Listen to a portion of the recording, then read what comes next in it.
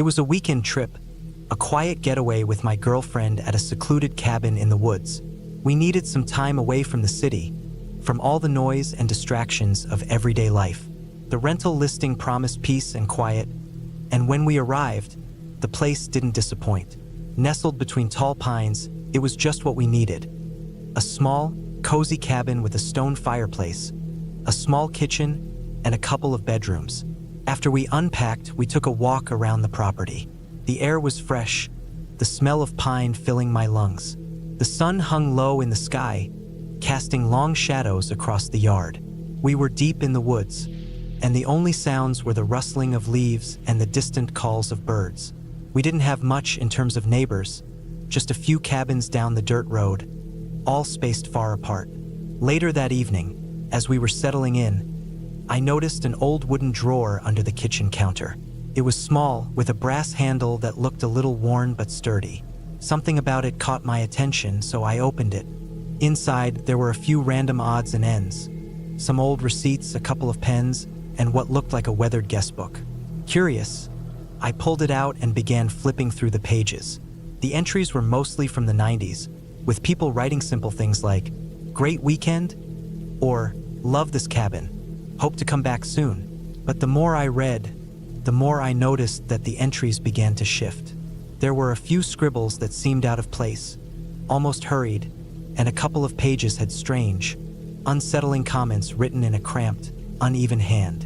One entry stood out, dated just a few years ago. It was different from the others, darker, with a strange urgency in the handwriting. It read, "He comes when it's foggy. Don't open the door, no matter how hard he knocks." I felt a chill run down my spine. It was almost laughable, just some cryptic warning, probably a prank. But something about it stuck with me, gnawing at my thoughts as I closed the book and tucked it back into the drawer. That night, after dinner, we sat on the couch watching a movie. The weather had shifted throughout the day, clouds rolling in, and the air grew colder. We hadn't noticed when it started, but by the time the movie ended, a thick fog had settled over the area. The world outside was obscured, the trees now just dark silhouettes in the distance. It was the kind of fog that felt heavy, almost suffocating. The kind of fog that makes everything seem muffled, distant. I stood up to close the window, the chill of the fog creeping into the room through the gaps in the wood. As I walked toward the door to the porch, I thought I heard something, a faint sound, like a knock. I stopped in my tracks, listening. Nothing. I shrugged it off. The house was old, maybe it was just the wind. But then, as I was turning back to the living room, there was another knock. This time I froze. It wasn't a soft tap. It was loud, sharp, and deliberate. 3 knocks. Then, just a few seconds later, another 3. My heart started pounding, my breath catching in my throat. I stood still, not sure what to do. The fog outside had thickened even more, and now I couldn't see beyond the porch. I walked over to the window and peered out, my pulse racing. The porch was empty, nothing but mist stretching in every direction. No sign of anyone. I felt a cold, uneasy knot form in my stomach. The knocking had stopped, but now the air felt wrong. The kind of wrong that makes you feel like you're being watched, even if you can't see anyone. Maybe it's just someone lost in the fog, my girlfriend suggested from the couch, her voice a little shaky. She was trying to sound casual, but I could hear the tension in her words. We both knew that it was too quiet, too strange. The fog, the knocking, it was unsettling. I went to the door, peering through the small window next to it. Again, nothing. The woods around the cabin were silent. I considered stepping outside to see if I could hear anything more clearly, but something held me back. The last thing I wanted was to go out into that thick fog, where visibility was barely a few feet. And besides, that feeling of being watched. Didn't that book say something about not opening the door? Maybe we should just lock everything and stay inside, I suggested, my voice a little tense now. My girlfriend nodded, visibly relieved. We made sure all the doors and windows were locked. I double-checked the back door, the one that led into the kitchen, and pulled the blinds down tightly. We sat on the couch, the warmth of the fire in the fireplace making the room feel more secure, but the unease lingered. The knocking came again, louder this time. 3 knocks, followed by another set of 3. I jumped, the sound so sharp it felt like a physical jolt. My girlfriend clutched my arm, her grip tight, her face pale. I could feel her breathing faster, and I could tell she was just as scared as I was. I don't know how long we sat there, in silence, staring at the door. Every now and then, we heard the knocking like a countdown, 3 knocks every few minutes, until it felt like the whole house was vibrating with it. The fog outside seemed to press in, thick and oppressive. I glanced at the clock. It was past midnight now. "What do we do?" she whispered, her voice barely audible. I didn't have an answer. I wanted to say something reassuring, but the fear in my gut wouldn't let me. Instead, I stood up, heart pounding in my chest. I couldn't sit still anymore. I had to check. Maybe it was someone playing a prank, or maybe there was something else going on. But I had to know. I grabbed the flashlight from the kitchen drawer and walked toward the door. My hand shook as I reached for the handle, but I stopped myself just before I opened it. The warning from the guest book flashed in my mind. Don't open the door, no matter how hard he knocks. I took a deep breath, trying to push the fear down. This was ridiculous. There was nothing out there, just fog, just a weird coincidence. I opened the door, just a crack. The fog poured into the cabin like a living thing, rolling in around my feet, swirling around the edges of the doorframe. The air felt wet, like something was pressing against me, suffocating me. I shone the flashlight into the mist, but all I could see were the blurred shapes of the trees, their trunks twisted and distorted in the haze. No figure, no person, just the empty woods. I was about to close the door again when I heard it. A whisper of movement, something shifting in the fog. My flashlight flickered, and for a moment, I thought I saw a shadow dart between the trees. Then, nothing, just silence. I slammed the door shut and locked it again, my heart racing. Whatever it was, it wasn't human. No one would be out there in that fog, not at this hour, and not in the thick of it. My hands were clammy, and I could feel the weight of the warning from the guest book pressing down on me. It wasn't a prank. It wasn't just a strange coincidence. Someone or something had been out there. We sat in silence for the rest of the night, not daring to make a sound.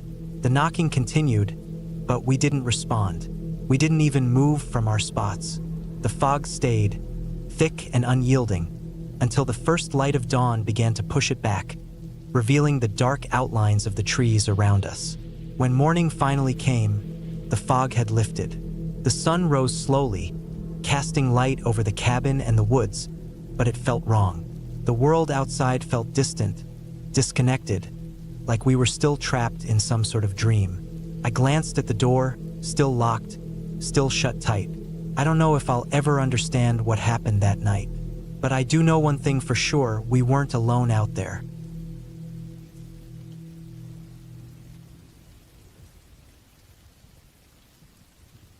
I'd been looking forward to this solo trip for months. A weekend alone at a friend's hunting cabin in Maine, nestled deep in the woods, far away from anything that resembled the chaos of my everyday life.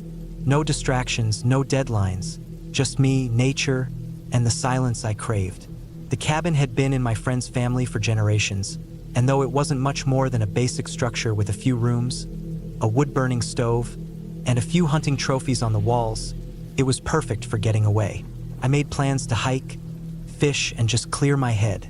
I didn't expect anything strange to happen. The first morning, I woke up early, feeling the crisp air through the small window beside the bed.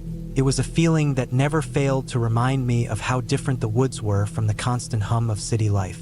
The silence out here was different, deep, almost alive, but calming at the same time. I stretched, grabbed my boots, and stepped outside to get the day started. As soon as I walked out of the cabin, I noticed something odd. Fresh footprints, big ones. They weren't there the night before. At least I was sure of it. It was still early. The ground hadn't fully thawed from the chill of the previous night. The prints were large, deep impressions in the soft earth around the cabin, and they looked like they had been made by someone wearing heavy boots, maybe even work boots. I frowned and scanned the woods around me, but there was nothing out of the ordinary. The trees stood still, their dark, bare limbs swaying gently in the breeze. I could hear birds calling in the distance, but nothing else seemed to stir. The prints circled the cabin. There were even some near the back door. The back door was locked when I'd gone to bed. I didn't think too much of it at first. Maybe a deer had wandered too close, or maybe one of the local hunters had gotten curious about the cabin. Still, the sight left me unsettled. I spent the rest of the day hiking along the trails I had planned, but the strange feeling lingered. As the sun began to dip below the horizon, I went back to the cabin. I locked the door behind me, cooked up some dinner, and tried to relax by the fire, but my thoughts kept drifting back to those footprints. That night, sleep didn't come easily. I kept hearing noises in the dark, small sounds, branches cracking, something moving through the leaves outside. But when I would get up and look out the window, I'd see nothing. It wasn't until I lay back down that the silence would return, broken only by the occasional crackling of the fire. The second day was much the same. I woke up to find new prints, this time a little closer to the cabin. They circled around the front of the house, then stopped near the window. Whoever had been leaving these prints had been moving around a lot, covering the same ground multiple times. I spent the afternoon fishing in a small creek nearby, trying to push away the feeling that something wasn't right. The air was thick with humidity, and the sounds of the forest, birds, rustling leaves, the occasional snap of a twig underfoot were all I could hear. It should have been comforting, but something in the back of my mind wouldn't let go of the unease. By the time night fell again, I decided to stay up a little longer than usual. I had my rifle with me, just in case. Around 3 a.m., I heard it again, something moving outside. The wind had died down, and the air felt thick, almost oppressive. I rose quietly from the bed, the rifle heavy in my hands, and moved toward the window. My heart pounded in my chest as I slowly parted the curtains. At first, I didn't see anything, but then, just beyond the treeline, I saw him, a man, tall, broad-shouldered, standing perfectly still. He was staring directly at the cabin, unmoving. I could barely make out the details in the darkness, but I knew I wasn't imagining it.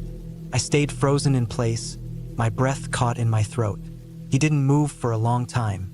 I kept thinking he would turn and walk away, but he didn't. The longer I stared, the more I felt like something was wrong.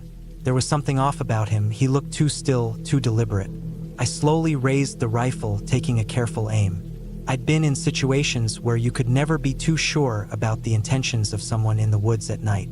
I didn't want to make any assumptions, but I also didn't want to risk whatever this was. The man didn't flinch. He didn't even seem to notice me aiming the gun. His eyes were fixed on the cabin, his posture rigid. Felt as if he was waiting for something. I took a deep breath and tried to steady my hand. This was it. I had to make a decision. But then, without warning, he started to move. Slowly, deliberately, he took a step backward into the trees, his body fading into the shadows. He didn't hurry, didn't run. He just walked backward, as if he'd done it 1,000 times before. I watched him disappear into the dark, my heart still pounding in my chest. I didn't lower the rifle for a long time. I stayed by the window, waiting to see if he'd come back. I couldn't make sense of it. Who was he? What was he doing out there? And why didn't he seem scared at all? After what felt like an eternity, I decided to check the perimeter of the cabin. I wasn't going to wait around to find out what might happen next. I grabbed the rifle and went outside, moving as quietly as I could. The night was still and silent, save for the occasional chirp of a distant insect. I circled the cabin, checking the corners, the windows, the woods surrounding me. There was nothing, no sign of the man. No sounds except for my own breathing and the rustling of leaves underfoot. I stayed awake the rest of the night, rifle in hand, by the fire. But I didn't hear anything more, and by morning, I was drained.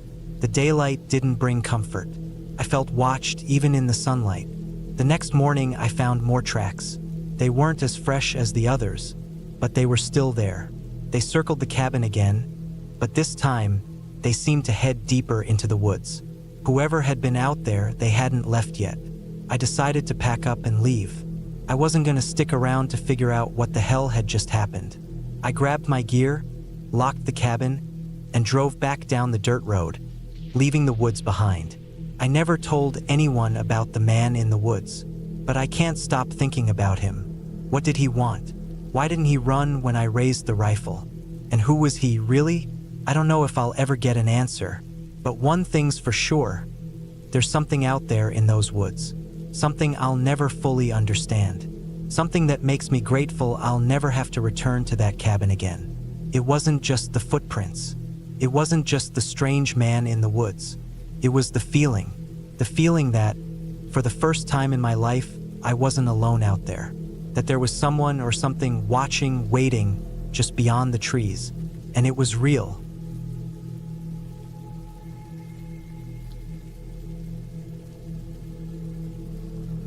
It was the second day at the cabin when I noticed the path. At first, it didn't seem like much, just a narrow trail snaking off behind the cabin, partially covered by dense underbrush. The first day had been all about settling in, unpacking, lighting the fireplace, and enjoying the quiet isolation. The cabin sat on the edge of a deep forest, miles from the nearest neighbor. It was the perfect getaway for a long weekend, just what we needed to escape the hustle of everyday life. We had no plans other than to relax, maybe take a few short walks around the area. The forest had seemed peaceful at first, a serene haven, but as I stared at that path, something about it felt different. I had wandered around the perimeter of the cabin the day before, taking in the surrounding area, but the path behind it I hadn't noticed until now. It was there, hidden just beyond the cabin's rear porch, and I hadn't thought much of it until I had walked out of the cabin alone in search of some quiet time away from the others. It was early in the morning, the light still soft and misty, casting a quiet grayish hue over the land. I was curious, so I figured I'd follow it for a few minutes. There was no reason not to, after all. The path was overgrown in places, just wide enough for me to slip through, though not without brushing against the occasional thorny bush or low-hanging branch. The earth underfoot was soft, moist from a dew that hadn't yet burned off, and the smell of the damp forest filled the air. The trees were thick, towering pines with their deep green needles, and the occasional birch or oak stood like ancient sentinels, their bark rough and weathered. The woods felt still, the usual sounds of birds or distant animals muted, like the forest itself was holding its breath. But I didn't think much of it at the time. I figured it was just the early hour. The further I walked, the more the path seemed to narrow, as if the woods themselves were slowly closing in around me. After about 10 minutes, I noticed something strange. Branches had been broken and arranged in a way I didn't understand.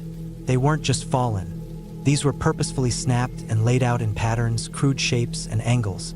Some formed crude arrows, pointing deeper into the woods, urging me to go on. My skin tingled as I looked at them, the strange designs seeming almost too deliberate, too out of place in the natural disorder of the forest. But I pushed it aside. It was probably just kids or someone else who had come through, doing whatever it was people did to mark their own little trails. But then I heard something, a faint rustling off to my left.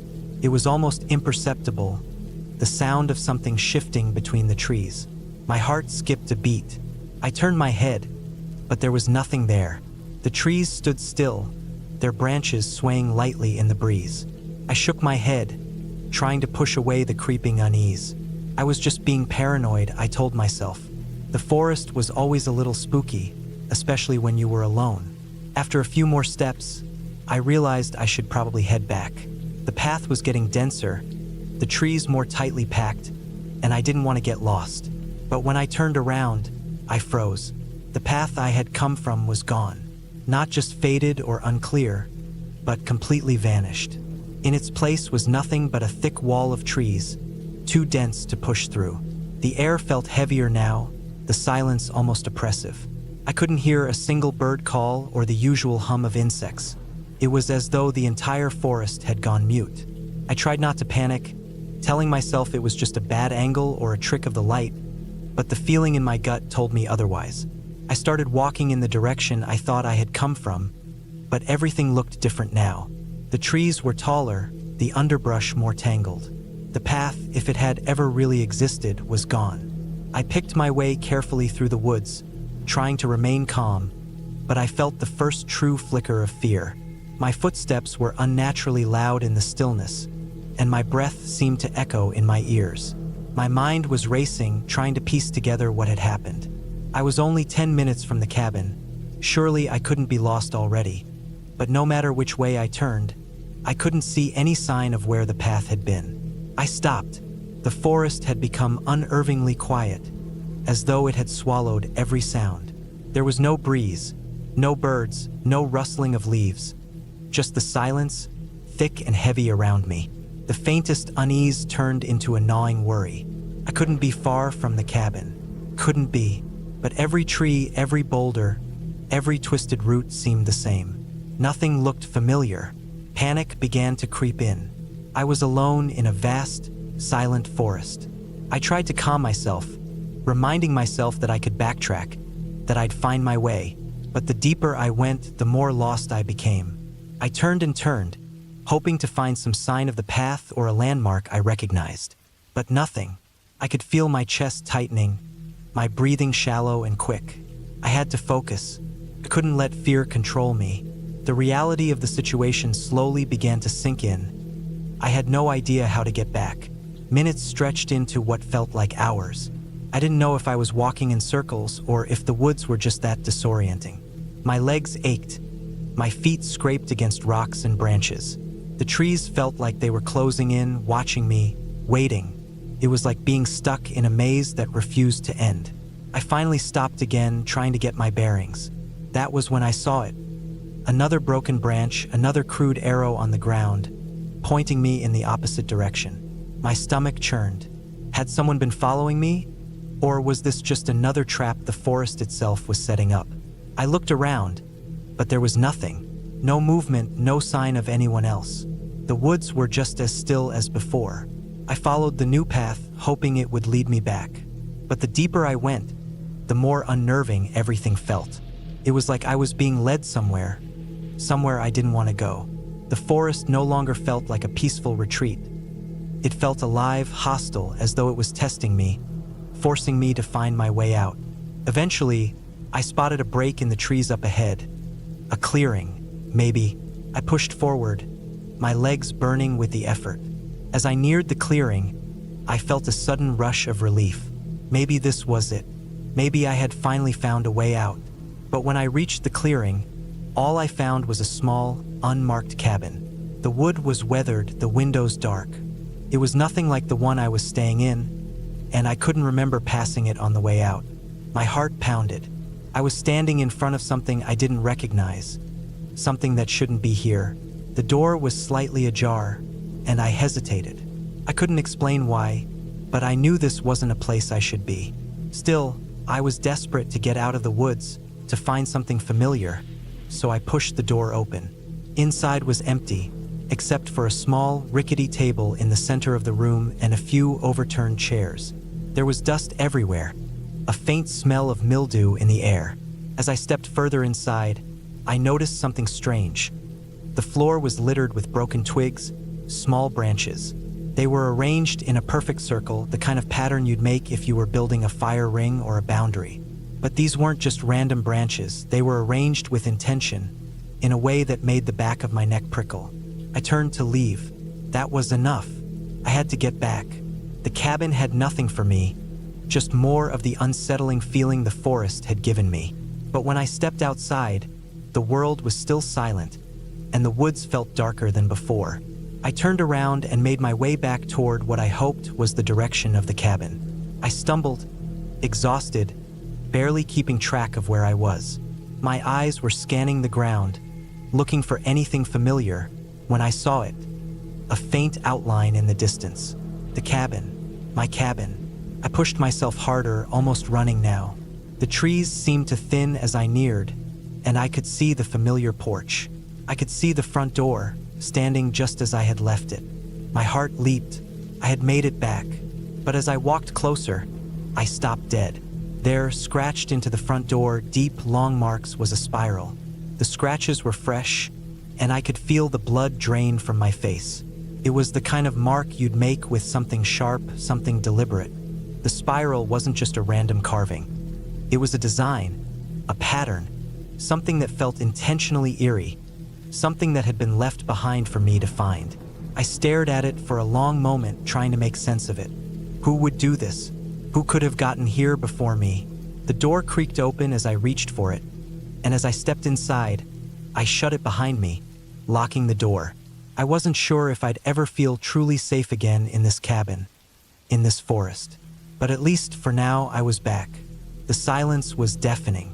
Something had happened out there, something I would never be able to explain.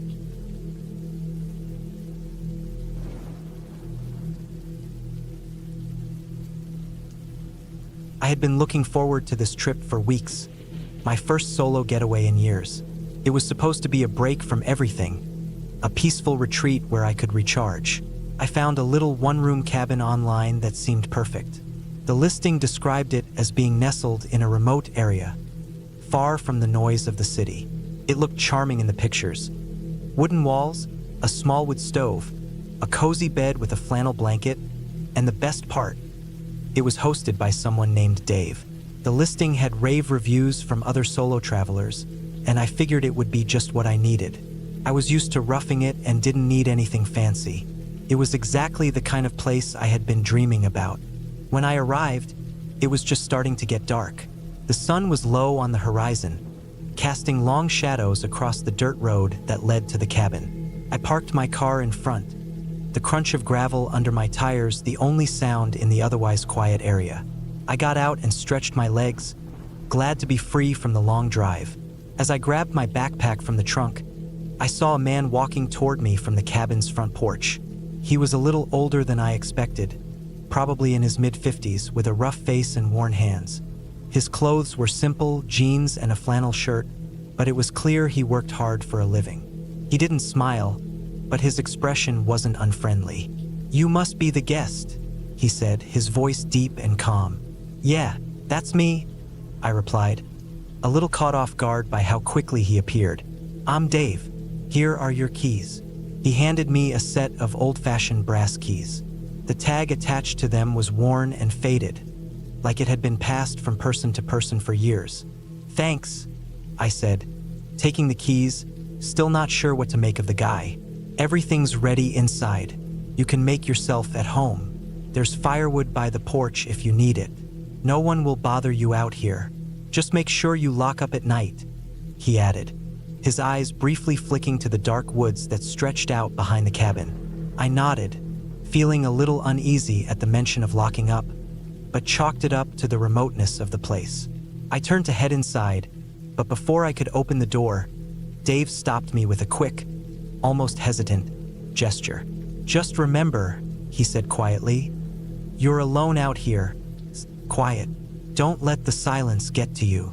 I didn't know what to say to that, so I just gave a small nod, pushed the door open, and stepped inside. The cabin was just as charming as the pictures. There was a small kitchenette, a wood stove in the corner, and a simple bed with a thick quilt. The smell of pine and wood smoke hung in the air, and there was a small bookshelf with a few worn novels. I instantly felt at ease, even though there was something about the whole place that felt off. Too quiet, too isolated. I unpacked my things and started a fire in the stove to warm up the cabin. The sound of crackling wood was soothing, and I was starting to relax when I heard my phone buzz on the table. It was a message from an unknown number. "Hi, I'm Dave, the actual host. Sorry I couldn't meet you in person. I'm out of town for a few days, but everything should be fine. Let me know if you need anything. Just don't forget to lock up at night and be careful with the stove. Enjoy your stay." I stared at the message for a second. The Dave I had just met outside had introduced himself as Dave too, but this message seemed to be from a different person entirely, and the timing was strange. The message was polite, but something in the tone felt off. I shrugged it off, figuring it was just a mix-up. I had no reason to suspect anything weird yet. That night, after a simple dinner of canned soup, I sat by the fire, reading one of the books from the shelf. The wind outside howled through the trees, and the sound of the storm made everything feel more isolated. I found myself glancing toward the window every few minutes, half expecting to see someone watching from the darkness, but there was nothing. just the trees swaying and the occasional flash of lightning illuminating the forest. Around 11 p.m., I decided to turn in. The bed was comfortable, and I pulled the quilt up around me. I lay in the silence, listening to the wind howl and the occasional crack of branches outside. My mind kept wandering back to that strange message from the other day. What was that all about? I eventually drifted off to sleep. I woke up to the sound of the front door creaking open. My heart leapt in my chest, and I froze, trying to listen. Was I dreaming? I couldn't be sure, but the sound was unmistakable. Someone was inside the cabin. I grabbed my phone from the nightstand and quickly checked the time. It was just past 3 a.m. My mind raced. I had locked the door when I arrived, hadn't I? I slowly got out of bed, trying to make as little noise as possible. I grabbed the flashlight from the shelf above the stove and crept toward the living area. The door was open. I could see the faint outline of the porch through the gap, the darkness beyond it like an endless void.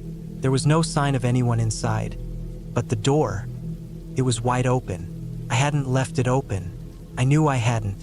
I stepped cautiously toward the door, feeling an icy chill run down my spine. My breath seemed to freeze in the cold air of the cabin as I checked the lock. It was still in place, but the door had definitely been opened. I locked it again, trying to calm myself down. Maybe it was just the wind. I was about to head back to bed when I heard something, a soft scraping sound, like footsteps on the porch. It was faint, but it was enough to send my pulse racing. I stayed frozen for a moment, listening. I couldn't hear any voices, no footsteps retreating, just silence. It felt like the entire world had stopped moving. After what felt like an eternity, I slowly moved to the window and peered out, my flashlight trembling in my hand. Nothing. I stared into the woods, half expecting something to move out there. But there was nothing, just the flickering shadows of the trees swaying in the wind. I breathed a sigh of relief and turned away from the window. The next morning, I woke up to bright sunlight streaming through the cabin's windows. It was almost too bright, and for a moment, I thought I had imagined the whole thing. I told myself I was just overreacting. I had been alone in the woods for too long, and my mind had been playing tricks on me. But then I noticed something strange. The door was locked, but the outside handle was slightly turned. Not enough to be fully open, but it was as if someone had tried to get in again. I felt a knot tighten in my stomach. The rest of the day was uneventful, but I couldn't shake the feeling that something was wrong. The woods seemed too quiet, the air too still. That night, I made sure to lock every door and window twice before going to bed. But as I lay there, staring at the ceiling, I heard the unmistakable sound of the door creaking open again. This time, I didn't hesitate. I grabbed the flashlight and my phone and bolted outside. My heart was hammering in my chest as I ran toward the main road, not looking back at the cabin. I wasn't sure who or what was in there, but I didn't want to find out. I managed to make it to the nearest town, where I called the real Dave. I told him everything that had happened.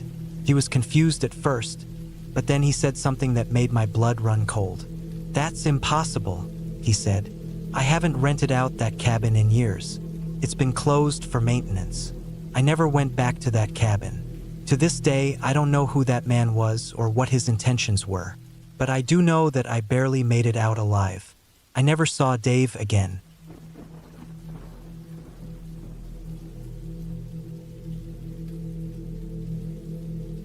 The weekend getaway had been my idea, a chance to escape the noise of the city and the daily grind.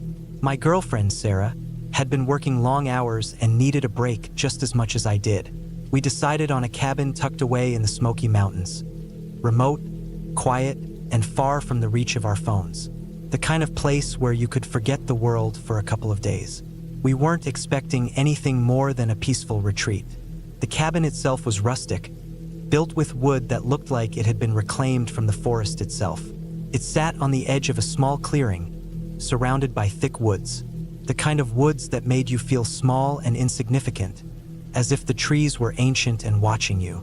The air was fresh, the kind of air that made you realize how polluted the city had become. It felt like we were the only two people in the world, which was exactly what we wanted. We spent the afternoon unpacking, settling in, and making the place our own for the weekend. The sun hung low in the sky by the time we finished, casting an orange glow over the landscape. As evening came, we built a small fire outside, sitting on a log near the fire pit and watching the flames dance. The cabin had no Wi-Fi, no cell service, nothing but the crackling of the fire and the quiet hum of the forest. I couldn't remember the last time I'd felt so disconnected in such a peaceful way. Sarah leaned back against the log, her eyes closing as she relaxed. I sat beside her, listening to the sounds of the night. The wind rustled through the trees, and the occasional owl hooted in the distance. It was the perfect setting for a quiet, relaxing evening. We ate some snacks and talked about our plans for the next day. Maybe go for a hike or explore the nearby trails. Everything felt so normal, so right? As the night deepened, we went inside, the warmth of the fire replaced by the cabin's dim lights. We made ourselves comfortable, opening a bottle of wine to enjoy before bed. Sarah was already yawning, and I could tell she was ready to sleep. I wasn't far behind, but just as we were about to turn in, I heard something. At first, it was faint, a noise carried by the wind, a sound that didn't quite belong, a scream. It was distant, but unmistakable. Human, not an animal or bird, but the unmistakable, desperate cry of a person. Sarah looked at me, her eyes wide. "Did you hear that?" she whispered. I nodded slowly. The scream echoed again, louder this time, cutting through the stillness of the forest. It wasn't just a scream, it was a scream of pain, of terror. I stood up and walked over to the window, peering out into the night. The woods were dark, but I could make out the outline of the trees, their branches swaying gently in the breeze. There was nothing out there, just the forest. But the scream came again, much closer this time. Without thinking, I grabbed the flashlight from the table and headed for the door. "Stay here," I told Sarah, my voice firm despite the unease gnawing at me. But she wasn't having any of it. She grabbed her own flashlight and followed me outside. We stepped into the cold night air, the door creaking shut behind us. The forest around the cabin seemed even darker now, the shadows deeper, the trees looming taller. I clicked on the flashlight and swept it across the clearing, my heart pounding in my chest. The scream came again, just beyond the edge of the woods. I hesitated for a moment, then began walking toward the sound, Sarah right behind me. The further we went, the more uneasy I became. The forest felt different now, as if something was wrong. The trees didn't seem as welcoming anymore. They felt oppressive, closing in on us. I kept my eyes fixed on the flashlight's beam, scanning the ground for anything unusual. But there was nothing, just the dark, the trees, and the cold. We stopped for a moment, listening. The scream had stopped.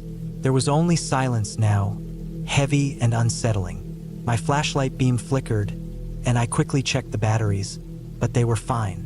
The woods around us were unnervingly quiet, like the sound had just vanished, swallowed up by the darkness. We stood there for what felt like an eternity, neither of us daring to speak. I turned back toward the cabin, the sense of unease growing stronger. That's when I saw it. At first, it was just a blur in the corner of my eye, but when I turned to face it, I froze. There, just at the edge of the trees, stood a figure. Person. I couldn't make out any details. Just a silhouette standing motionless, staring at us. My breath caught in my throat, and I took a step back, bumping into Sarah. She gasped and grabbed my arm. "Who is that?" she whispered, her voice barely audible. I didn't know, but the figure didn't move. It just stood there in the dark, watching us. I swallowed hard, my mind racing. Was it someone lost in the woods? A hiker in trouble? But something felt off. The figure didn't look like someone lost. It looked like someone who was waiting, watching. I took a step forward, trying to make out any details. But the moment I moved, the figure disappeared into the trees, vanishing without a sound. I stood frozen, staring into the darkness where it had been, my mind racing. "What the hell?" I muttered under my breath. "Let's go back inside," Sarah said, her voice trembling now. I didn't need to be told twice. We turned and hurried back to the cabin, our flashlights casting long, shaky beams on the ground as we walked briskly. The door slammed shut behind us as we entered, and I locked it without even thinking. For a long moment, we just stood there, trying to catch our breath, trying to make sense of what had just happened. The woods outside were silent now, but the sense of unease still lingered, thick in the air. It was then that I noticed something strange. On the doorknob, a muddy handprint. It was fresh, as if someone had just touched the door, their hand coated in dirt and grime. I felt my stomach drop. How had it gotten there? The door had been locked the entire time we were outside. We hadn't seen anyone near the cabin when we returned. No one had followed us back. I looked at Sarah, her face pale, eyes wide with fear. "Someone was out there," I said, my voice barely above a whisper. "Someone was watching us." She nodded, not trusting herself to speak. We both stood there, staring at the handprint, the weight of the situation sinking in. I wanted to believe it was just some prank or a misunderstanding, but deep down, I knew that wasn't the case. Someone had been out there. Someone had been watching us, and now they had touched our cabin. I didn't know what to do next. The idea of calling the police seemed pointless. We were in the middle of nowhere, far from any town or help. And besides, who would believe us? A random scream in the woods, a shadowy figure, and a handprint on the door. It all sounded too crazy to be real, but it was real, and it wasn't something I could ignore. We locked all the windows and doors, double-checked everything, and sat on the couch, our flashlights still in hand. I tried to calm myself, to reassure Sarah, but my mind kept racing. I kept thinking about that figure in the woods, how it had just stood there watching us, and I couldn't shake the feeling that we were being hunted. We spent the rest of the night awake, jumping at every creak and crack of the cabin. But the woods outside were silent, as if whatever had been out there had gone away. Still, the fear never left. By morning, we were both exhausted, physically and mentally drained. The sun was up, and the world outside seemed calmer, quieter. It was as if nothing had happened at all. But the handprint on the door remained, a silent reminder of the night's events. We decided to leave early. Neither of us could shake the feeling of being watched, the unease still clinging to us like a shadow. I don't know if it was the figure in the woods, or the scream, or the handprint on the door, but I couldn't stay another minute in that cabin. We packed our things quickly, loading them into the car in silence. As we drove away, the cabin receded in the rearview mirror, swallowed up by the trees. We didn't look back. Neither of us spoke for the entire drive back to the city. The woods had claimed their silence once more, but I knew that whatever had happened that night wasn't over. I couldn't shake the feeling that it was only just beginning, and I never went back to that cabin.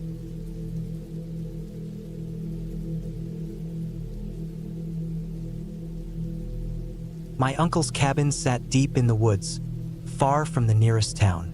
It was an old place, creaky with age, its wooden beams groaning in the wind like the whispers of something long forgotten. The kind of place that felt like it had secrets buried within the walls. My family would visit every summer, the cabin being a quiet retreat from the hustle and bustle of life. It was a place where my uncle spent most of his time, especially since his wife had passed years ago. He never really talked about her or much of anything, but he liked the solitude. One summer, when I was about 16, I decided to stay a little longer. I wasn't sure what I expected. Some peace and quiet, maybe, but there was something off about that cabin. The walls seemed to close in when I was alone in there, the shadows longer, the nights quieter than they should have been. It was always the same routine. Uncle Sam would disappear into the woods early in the morning, and I'd be left with the quiet, the hum of the refrigerator, and the occasional crack of the floorboards. It was on one of these days that I first discovered the trapdoor. It was in the corner of the living room, just beneath a worn rug that had long since lost its color. At first, I thought it was just part of the house's age, something that had been forgotten over time. But there it was, a rusty handle barely visible, blending in with the wood. I pulled it open, the hinges squeaking loudly, and found a small staircase leading down into a dark, cramped crawl space. The air smelled musty, and a thick layer of dust covered everything. I had a flashlight with me, and I shone it around the crawl space. The narrow room was packed with old boxes, most of them falling apart or covered in cobwebs. I moved closer, curious, running my hand along one of the boxes. The wood was rough and splintered, the corners rotting with age. Felt like no one had been down here in years, maybe decades. My eyes fell on one particular box. It was smaller than the rest, delicate, almost dainty. I opened it carefully, the lid creaking as I lifted it. Inside were old dolls, their faces yellowed and cracked with time. But what struck me immediately were the nails. Each doll had a nail driven through its eye, a rusty spike poking through the ceramic or wood. Some of the nails were bent at odd angles, others halfway through the heads, but all of them had been intentionally placed. The sight sent a shiver up my spine, a cold knot twisting in my stomach. I don't know why, but I couldn't look away. There was something deeply unsettling about them. I glanced around, the hairs on the back of my neck prickling, as if I was being watched. But no one was there. I shook the feeling off and decided to leave the crawl space. I didn't touch the dolls again, though. That night, when I went to bed, I kept thinking about them. Why had my uncle kept them? What were they for? The next morning, I found something that I can't explain. The kitchen was empty. The sunlight filtered in through the large windows, casting long shadows on the floor. I made myself a cup of coffee, half in a daze, trying to shake off the unease from the night before. As I turned to set the cup down, I froze. On the kitchen table, sitting perfectly upright, was one of the dolls from the box in the crawl space. It was the same one I had seen last night, the one with the bent nail through its eye. My heart skipped a beat. I was certain I had not brought it upstairs. I hadn't even touched it after finding it. The doll was sitting there, its face twisted in a way that made it look almost alive. I walked around the table, staring at the doll, trying to make sense of it. My uncle was nowhere to be seen. I called out for him, but the house was silent. I searched every room, but he wasn't there. The doll stayed where it was, on the table, staring up at me with that grotesque, nailed eye. It didn't make sense. I thought maybe my uncle had moved it, played some kind of prank on me. But why would he do that? He didn't seem like the type for jokes. I even considered that maybe I had moved it myself and forgotten, but that didn't feel right. It felt wrong in a way I couldn't explain. I spent the rest of the day in a daze, trying to ignore the strange feeling that clung to me. I kept checking the doll, and every time I glanced at it, it felt like it was closer. Maybe it was my imagination, or maybe the lighting played tricks on me. But every time I looked back, the doll seemed to inch toward the edge of the table, its head tilting slightly to one side. That evening, after a long day of trying to shake off my growing sense of dread, I decided I'd had enough. I was leaving. I packed my bags, grabbed my things, and started heading for the door when I heard the sound of footsteps outside. My uncle's voice called out from the porch, sounding normal, like nothing had happened. I opened the door, and there he was, standing on the porch with his old flannel shirt and his usual hard stare. "Where you going?" he asked, his brow furrowing in confusion. I thought I'd head back," I said, trying to sound calm. I don't know, it just doesn't feel right here." He nodded, understanding. He didn't ask what was wrong or press me for details. He just nodded and told me to be careful. But as I started the truck and drove away, the image of that doll stayed with me, etched in my mind. Couldn't shake it. I didn't tell anyone what happened. Didn't think anyone would believe me. My uncle would have probably just laughed it off. Years passed, and I never went back to the cabin. But last year, something pulled me back. My uncle had passed away, and the cabin was being sold. I hadn't thought about the dolls in years, but as I stood on the porch looking at the old place, memories of that day came flooding back. I wasn't sure why I had come back, but there I was. I decided to go inside, just for old time's sake. The house had changed a little over the years, but not much. The smell of dust and wood was still there, lingering in the air. I wandered through the rooms, remembering my childhood summers. When I reached the kitchen, I froze. The same table was there, and in the exact same spot, sitting perfectly upright, was the same doll. The one with the nail through its eye. My heart stopped for a moment, and I backed away slowly. I had to know. I couldn't leave without checking. I pulled open the trapdoor, my hands trembling. The crawl space looked the same dusty boxes piled in corners. I made my way down, the floor creaking under my feet. The box with the dolls was still there, untouched. But as I picked it up, I noticed something strange. One of the dolls was missing, the one with the bent nail, the one that had been sitting on the kitchen table. I left the cabin that day, never looking back. I can't explain what happened or why, but I know one thing for sure. I never want to know.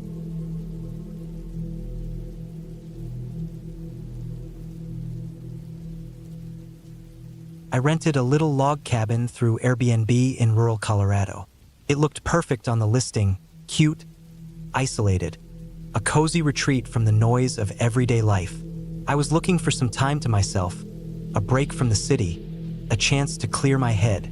The photos showed a picturesque cabin with big windows looking out onto dense trees and a front porch with a swing.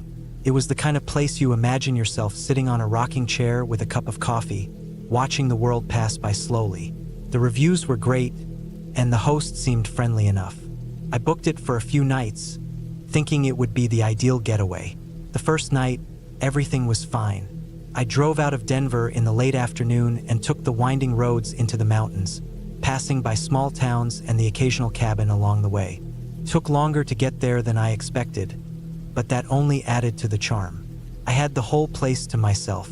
The cabin was exactly as advertised. A small living room with a stone fireplace, a modest kitchen, and a loft bedroom with wooden beams overhead. The air smelled fresh, clean, pine trees and earth. There was a small creek running nearby, and the sound of it was soothing, even in the quiet of the night. I spent the evening in front of the fireplace, just relaxing. The cabin was far enough from any neighbors that all I could hear was the wind moving through the trees and the occasional rustle of leaves. I had no cell service, but I didn't mind. It was peaceful. The second night was uneventful. I spent most of the day hiking nearby trails, taking in the fresh air, and enjoying the solitude. The only thing that caught my attention was the isolation. There wasn't another soul around for miles. The host had mentioned that the nearest town was about 30 minutes away, but it felt like I was the only one for miles. That didn't bother me. I was here to get away, to be alone. It wasn't until the third night that things started to get strange. I was lying in bed, reading a book, when I heard it. Footsteps. At first, I thought it was the wind. The cabin creaked and groaned in the breeze, but these footsteps were too steady, too deliberate.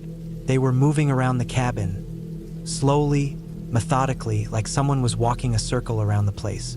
I sat up in bed, my heart pounding.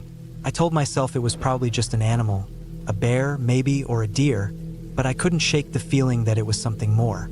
I waited, listening, trying to convince myself it was nothing. The footsteps didn't stop. They went around the cabin, stopping near each window, like someone was looking in. I strained to hear through the walls, but I couldn't make out any voices or sounds beyond the steps. They were muffled but unmistakable. Then, I heard something scrape against the wall, soft, like something was being dragged along the side of the cabin. It made the hair on the back of my neck stand up. I tried to shake it off, telling myself it was just an animal, maybe a bear scraping its claws on the wood. I lay there in the dark, listening to the footsteps continue. They circled the cabin several more times, getting closer and closer to the windows each time. Whoever or whatever it was methodical. They weren't in any hurry. It was like they were making sure I knew they were there, like they were watching me. I grabbed my phone, but of course there was no service. The only light in the cabin was the faint glow from the fireplace. My mind raced, trying to make sense of what was happening. Could it be someone from a nearby cabin? A local? But there was nothing around for miles. The nearest neighbor was at least a mile away, and I hadn't seen anyone on the trail all day. The footsteps stopped for a moment, and I held my breath, hoping it was over. But then, I heard a tapping sound at the window. It was faint, but it was there. Tap, tap, tap, like someone was knocking gently on the glass. I couldn't move. My body was frozen, as if some primal instinct was warning me not to make a sound, not to give myself away. The tapping stopped, and the footsteps resumed their slow circle. I stayed awake the rest of the night, eyes wide open, straining to hear any sounds that might signal a change. But nothing happened after that. The footsteps eventually stopped, and the cabin went silent again, save for the wind and the occasional crackle from the fire. By morning, I was exhausted. I hadn't slept a wink, and the sunrise brought no comfort. I felt an eerie tension in the air, like something was off, but I told myself I was overreacting. I tried to convince myself that maybe it had just been some local wildlife or a hiker wandering nearby. I couldn't find any reasonable explanation for it, but I figured I'd be fine. I made coffee in the morning and tried to shake off the strange feeling that lingered. But when I went to leave, something was wrong. The door was locked. I tried the handle again, thinking maybe it was just stuck, but no, it was locked from the outside. I froze for a moment, unsure what to do. The door had been open just fine the night before when I went to bed. I wasn't imagining this. The lock was secure. I tried to tell myself I was just panicking, that maybe I had locked it myself and forgotten, but I knew I hadn't. I hadn't touched the lock at all. I checked the windows next. They were all locked from the inside. There was no way anyone could have come in and locked the door behind them without me hearing it. And if they had, how had they gotten past the noise of the creaky floorboards and the fire? It didn't make sense. I tried the door again, yanking at the handle, but it didn't budge. I felt my chest tighten, panic beginning to creep in. I grabbed my phone, but as expected, there was no service. My mind raced as I tried to figure out what to do. I wasn't in a position to wait around, hoping someone would come by to help me. The only option I had was to break a window and get out that way. I grabbed the nearest object I could find, a heavy chair, and slammed it against one of the windows. The glass shattered with a loud crack, and the noise echoed in the quiet morning air. I quickly crawled through the broken window, cutting my hand on the jagged edges of glass as I did. I didn't look back. I didn't wait for anything else to happen. I just ran. I ran to my car, got in, and slammed the door shut. My hands were shaking as I started the engine and sped away from that place. I didn't know what had happened or why, but I wasn't about to stick around to find out. I drove all the way back to Denver in a daze, my mind replaying the events of the past few days over and over. I didn't tell the host anything. I didn't respond to the messages they sent afterward, asking how my stay had gone. I didn't feel like explaining. I didn't feel like getting into it.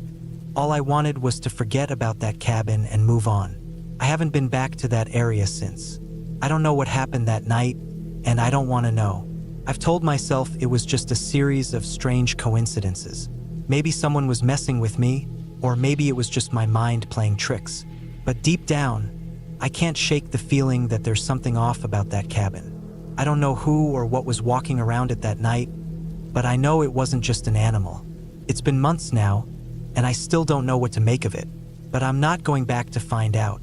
I've learned that sometimes the best thing you can do is to just walk away and never look back.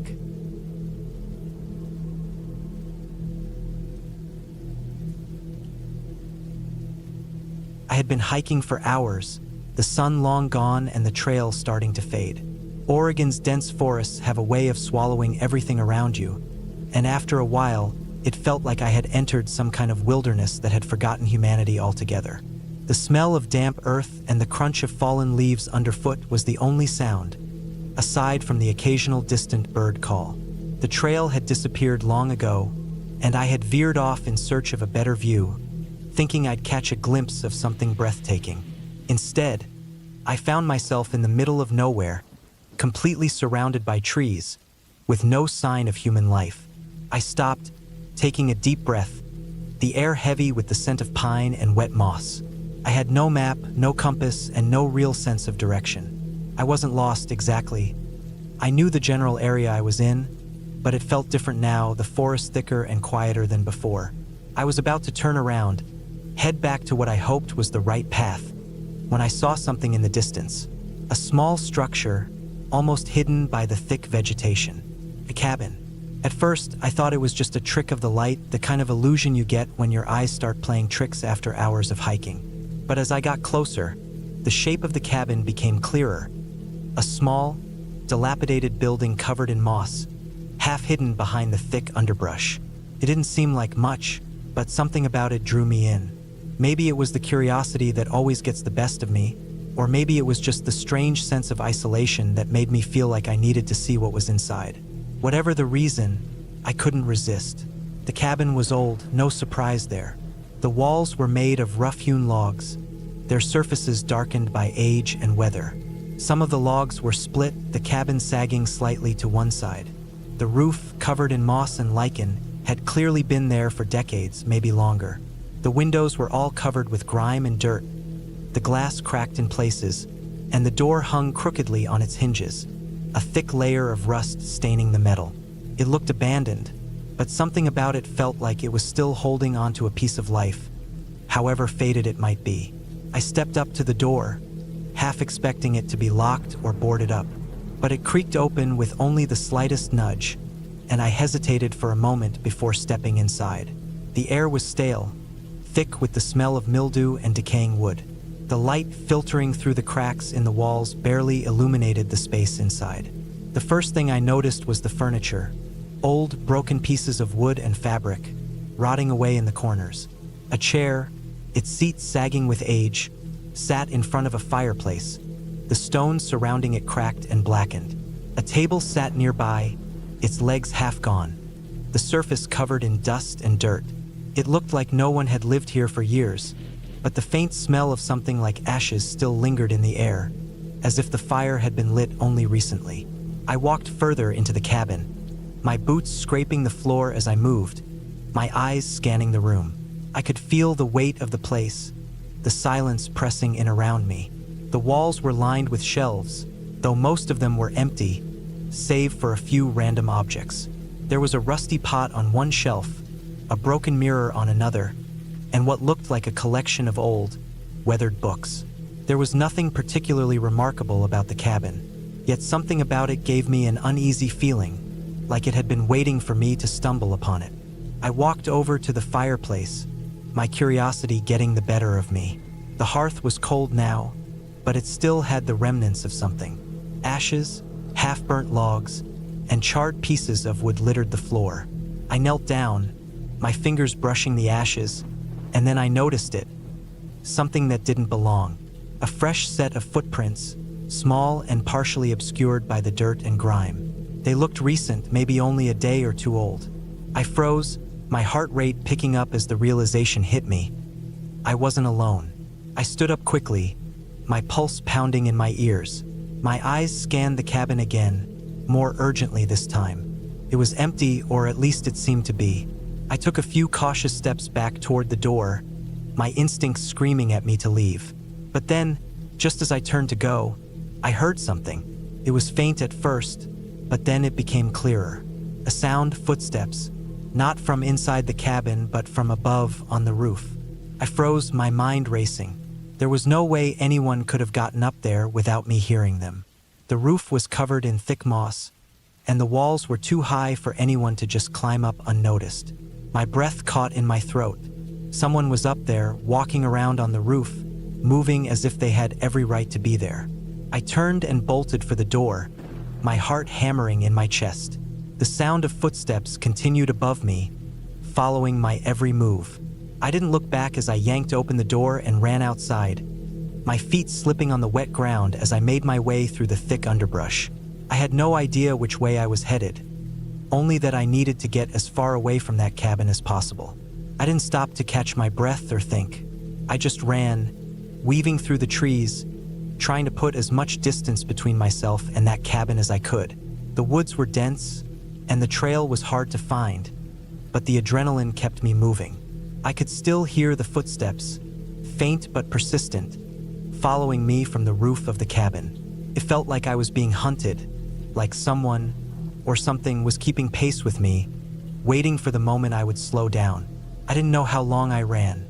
Time seemed to stretch on, the forest blurring around me as I pushed myself harder, faster, desperate to escape. Finally, After what felt like hours, I broke through the trees and found a familiar path. It was a relief, though I knew I wasn't safe yet. My mind raced as I glanced over my shoulder, expecting to see someone, or something, emerging from the woods behind me. But nothing followed. The footsteps had stopped. I didn't stop to rest. I kept moving, walking faster now, trying to get back to civilization. I didn't want to look back, didn't want to see if the cabin was still there, waiting for me. The whole time, the image of those fresh footprints in the ashes haunted me.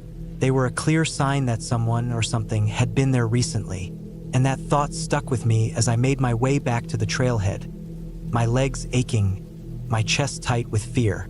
When I finally made it back to my car, the sky was dark and the air was still. I didn't care. I just wanted to leave. I climbed into my car, slammed the door shut, and drove away without a second thought. I didn't stop until I was miles away from that forest, from that cabin, from whatever was lurking there. I never went back to that part of Oregon again, and I never told anyone what happened that day. Sometimes, I wonder if anyone else has found that cabin, or if it's still out there, waiting. But I don't really care. I got out, and that's all that matters.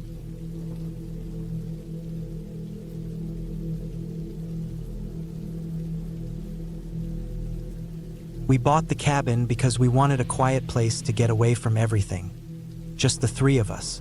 My wife and I had been dreaming about it since before our daughter was born. She was a year and a half old when we finally found the right spot. The place was remote, deep in the woods, about 2 hours from the nearest real town. The last mile was a dirt road, barely wide enough for the truck, and if it rained, we knew we'd need four-wheel drive to even make it up the hill. The cabin was small, just a main room with a kitchenette and wood stove, a little bathroom, and a loft that sat up above the kitchen area, accessible by a steep ladder. We fixed it up ourselves, refinished the floors, patched the roof, made it safe for a kid. We only got to visit once every month or two, usually on a long weekend, sometimes with friends, but mostly just us. We brought the baby monitor on our second trip with our daughter. She was used to sleeping in her own room at home, and the loft worked well as her little sleeping spot. We'd made it cozy with a crib mattress and a few stuffed animals. She didn't fuss up there, and we liked that we could hear her while we sat by the fire or cooked dinner. The monitor didn't need Wi-Fi or anything fancy, just a simple, short-range signal between the two units. That weekend, we got to the cabin just before dark. I carried our daughter up to the loft, set her down in her little bed, and left the monitor on next to her. The receiving end sat on the kitchen counter. My wife unpacked the cooler while I got the fire going in the stove. It was already late fall, cold enough that we needed the heat but not yet deep winter. The trees were bare, and the wind had that empty sound it gets when it runs through dry branches. After dinner, we drank some wine and played cards. The monitor gave off a soft hum, and every once in a while, we'd hear our daughter shifting in her sleep or letting out a tiny sigh. Normal stuff. I was half asleep on the couch when my wife said, "You ready for bed?" And I got up to turn off the lights. That's when the static started. It wasn't loud at first, just a little crackle, like the kind you get when you're between stations on an old radio. I looked at the monitor. The little green light was still steady. I figured maybe the unit had shifted or gotten too close to something metal. But then I heard it. Soft, quiet, almost too faint to notice. A voice. I froze. It didn't sound like our daughter. It was lower than that. An adult voice.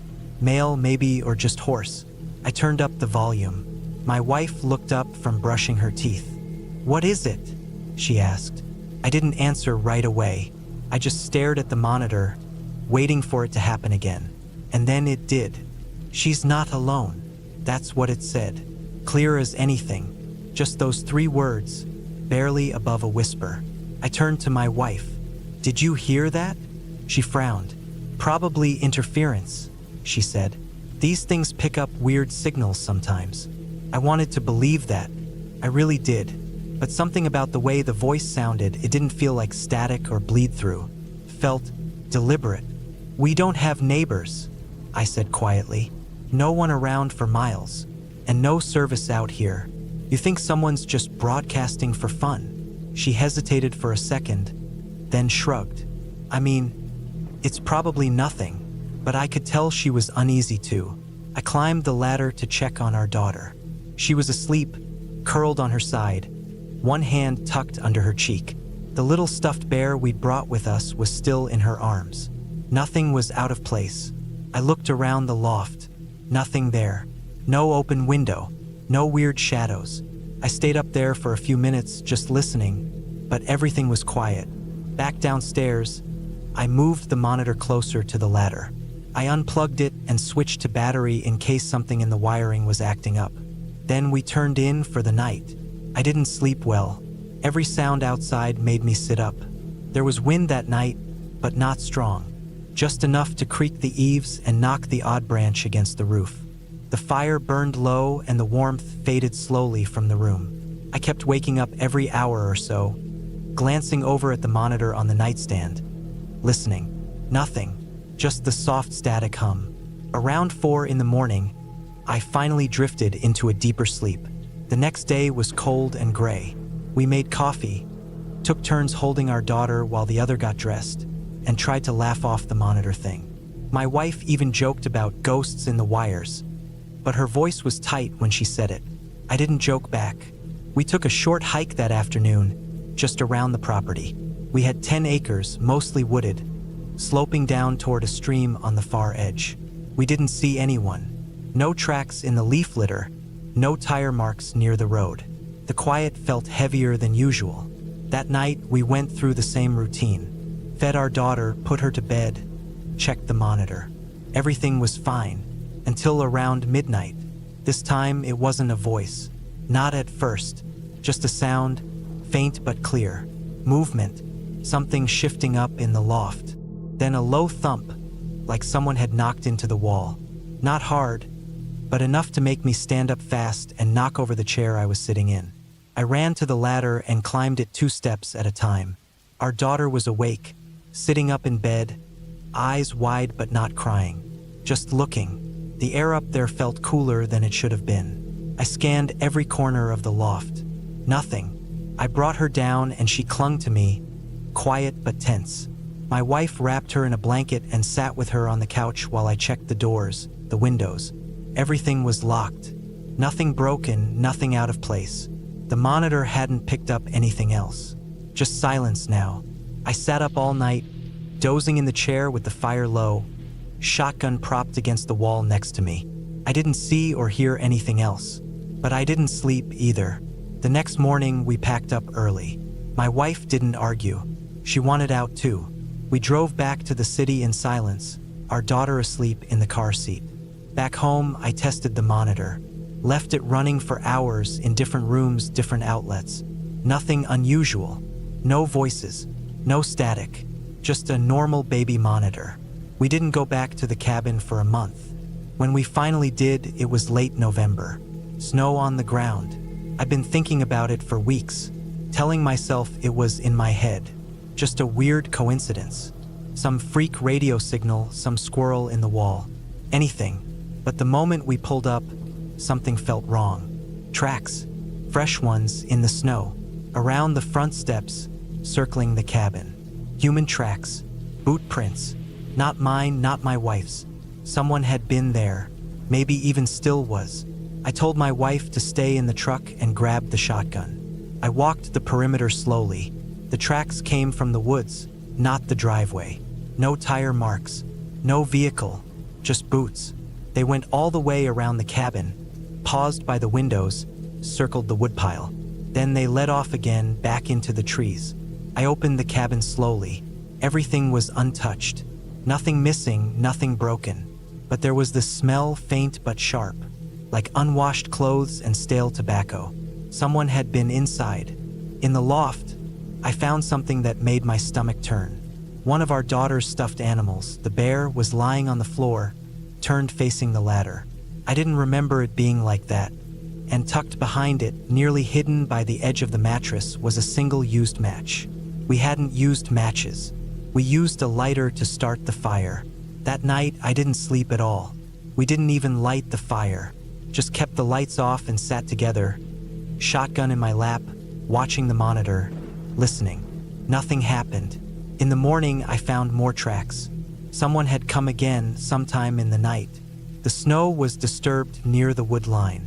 Not just boots, there were handprints too in the snow, like someone had crouched there for a long time watching. We left that morning, drove straight to town and called the sheriff's department. They sent a deputy out a few days later, said they didn't find anything. No sign of forced entry, no recent activity. But we knew. We sold the cabin 3 months later. Took a loss on it, but we didn't care. I still think about that voice, about what it said. She's not alone. Whoever it was, they'd been watching, maybe for a while, long enough to know we had a kid, long enough to figure out the loft. It wasn't a ghost. It wasn't a glitch. It was someone, a real person.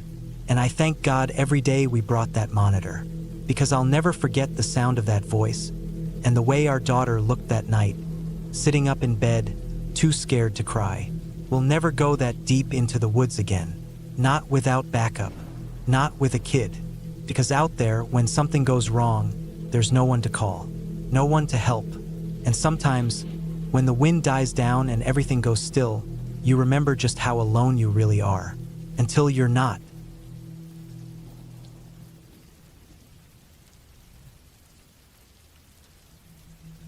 I had taken the job mostly for the solitude. After everything that had happened back home, I just needed to be away. No noise, no people, no texts, no small talk. Just silence. I'd done seasonal trail work before, but this firewatch gig was different. Weeks alone in a one-room cabin high up in the mountains of western Montana, watching for smoke. That's it. Keep an eye on the tree line, call in if something burns. No company, no distractions. It was perfect. The cabin was old. Built back in the 1930s, part of the original firewatch system. Wooden, weathered, and small. It stood on a ridgeline about 10 miles off the nearest dirt road, which was already 20 miles past the last bit of pavement. A Forest Service guy had dropped me off in a beat-up truck, handed me a key, a laminated list of radio call signs, and told me to keep the logbook updated. Then he drove off and I was alone.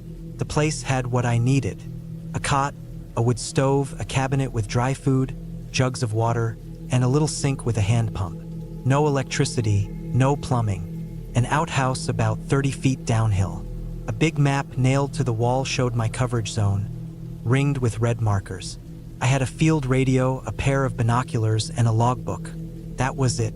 During the day, I sat on the deck with a thermos of coffee, scanning the hills. The cabin was on a high ridge with a full 360-degree view. Forested valleys stretched out in every direction. Hawks circled. Squirrels chattered. Once, I saw a black bear picking at something down in a ravine. Nights were cold, but the stars came out sharp and bright like I'd never seen before. No light pollution at all. The Milky Way looked close enough to reach out and touch.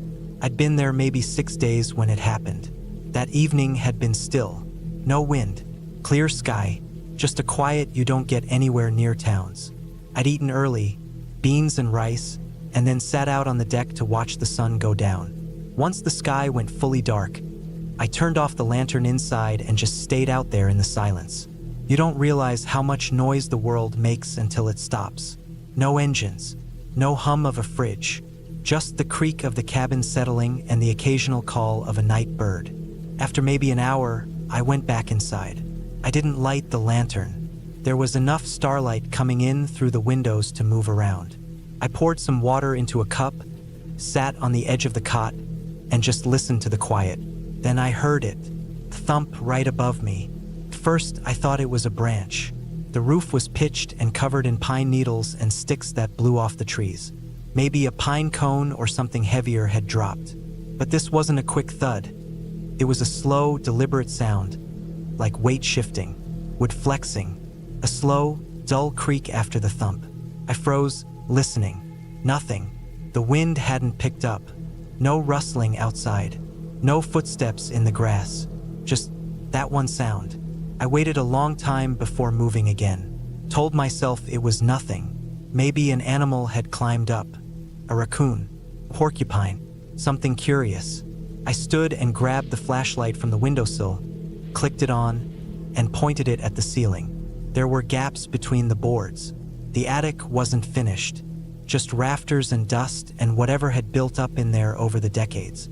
I had no reason to go up there, no ladder either, just a square panel in the center of the ceiling with old nails holding it down. I swept the beam across the wood, checking for signs of movement. Then I stopped. There were eyes looking back at me. They weren't glowing like in stories or movies. They were just reflecting a little light, like a cat's eyes, but they weren't animal.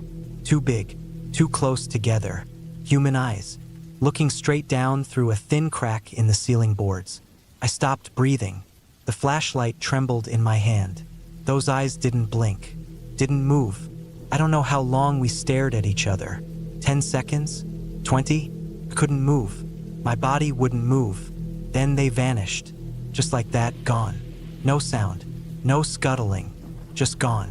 I stood there frozen for what felt like an hour, but it couldn't have been more than a few minutes. My mouth had gone dry. My heart was thudding in my ears. Eventually, I stepped backwards to the door, still pointing the light upward. I turned the handle slowly, keeping my ears open for any noise above. When I got outside, I backed away from the cabin, then turned and ran downhill to the outhouse. I crouched behind it, the flashlight turned off, just breathing, trying to listen. But there was nothing. No footsteps, no movement, no sound at all. I stayed there for at least an hour, long enough for my legs to cramp. I tried to convince myself I was imagining things. The eyes, maybe they were animal after all. Maybe the crack in the boards made them look human. Maybe I'd been out there too long, and my brain was playing tricks on me. But I knew better. I've spent time in the woods. I know what animals look like. I know how silence feels when something is wrong. Eventually, I worked up the courage to go back to the cabin. I didn't go back inside. I just circled it, light off, staying low. I checked the ground around the base of the building. There was no ladder, nothing to climb up with. The support posts were smooth and steep, too high for someone to just jump and grab. I even walked down the trail a bit, checking for footprints. But the ground was hard-packed, dry, and the cabin didn't have an attic entrance from the outside. That part got to me. I thought maybe someone had broken in before I got there. Maybe weeks ago, maybe months. Maybe they were already inside when I arrived, living in the attic, hiding up there, coming down only when they knew I was asleep or outside. I didn't sleep that night, just sat on the deck, blanket around me, eyes on the tree-line and ears straining for any sound above. When the sky finally started to brighten, I made my decision. I didn't want to just leave. If there really was someone up there, the next person to take the post could be in danger. And I had no cell service, no quick way to call for help. But I had the radio. I went inside slowly, holding the flashlight and my knife from the kitchen drawer. Everything looked the same. I didn't look up. I went to the radio, keyed the mic, and reported possible security concern at cabin 12. I didn't go into detail, just said I needed someone sent up for safety reasons. The guy on the other end confirmed, said it would take a while. I stayed outside again, didn't even go back in for food. About 5 hours later, a truck came up the trail. The Forest Service guy brought a sheriff's deputy with him. I told them what I saw. I expected them to laugh, but they didn't. They went inside together, flashlight and gun drawn. I waited outside, pacing in the dirt. After maybe 10 minutes, they came out, said they hadn't found anyone. I asked if they'd checked the attic. They said yes. The deputy had pulled the panel down and gone up with his gun ready. Nothing. Dust, cobwebs, a few old boards. But the Forest Service guy paused. He told me he'd noticed something. Nail heads near the panel had been scratched, as if someone had been prying at them from the inside. He didn't speculate, just looked at me and said, "You were right to call." They gave me the option to stay or leave. I chose to leave. The truck dropped me at the station, and I never went back. Later, I heard from another guy working a different cabin that they'd found signs someone had been squatting in one of the outposts further north. Food wrappers, old boots, a pile of clothes. Nobody caught. They figured it was a drifter. Maybe someone who knew the trail systems, hiding out, surviving off supply caches or theft. That was enough for me. I think about those eyes sometimes, the way they watched silent and still, like they knew how not to be seen, like they'd been watching longer than I realized. I still go into the woods, still camp, still hike, but I don't stay in fire watch cabins anymore, and I always look up first.